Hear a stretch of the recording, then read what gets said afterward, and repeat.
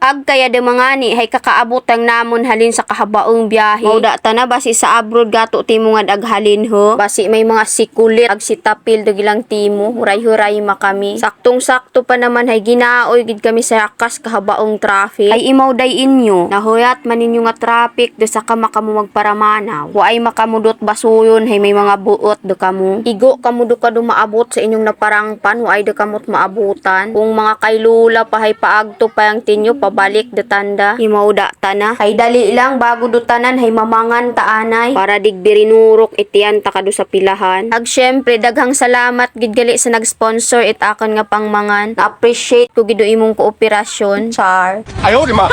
Ag pagkatapos nga ni namong kumaon dyan hay sumakay de makamit si patungo sa minamahal kong si Alonsina. Arugoy ko po wala kang ganun.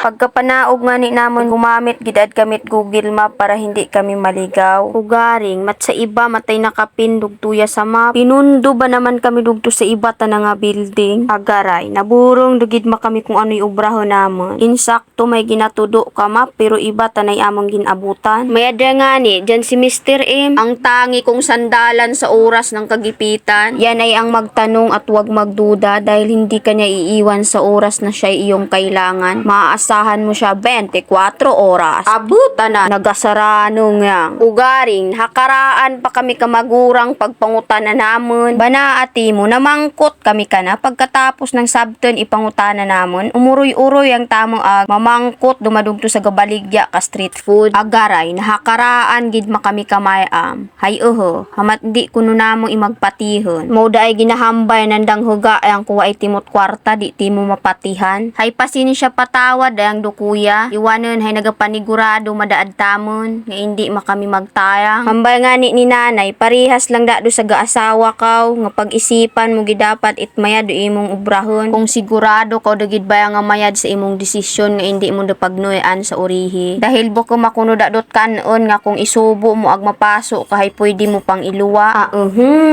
Nagaygay de si Mindo.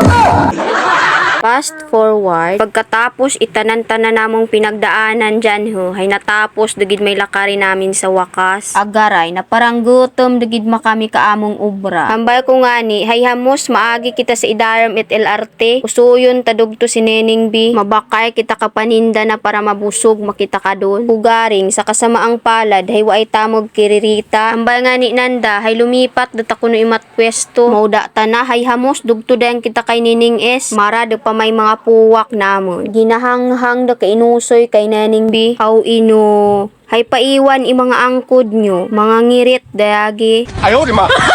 Ako ang dado mga mindo. Gamo na ta nakasapat-sapat. Gadapo gid lang masking seryoso di usapan. Salamat galit nining ti sa libre mo kanakton sa uulitin. Hay paano mga mindo? Burubagon taanay. Makaon taanay kaging libre kabugto ko ho.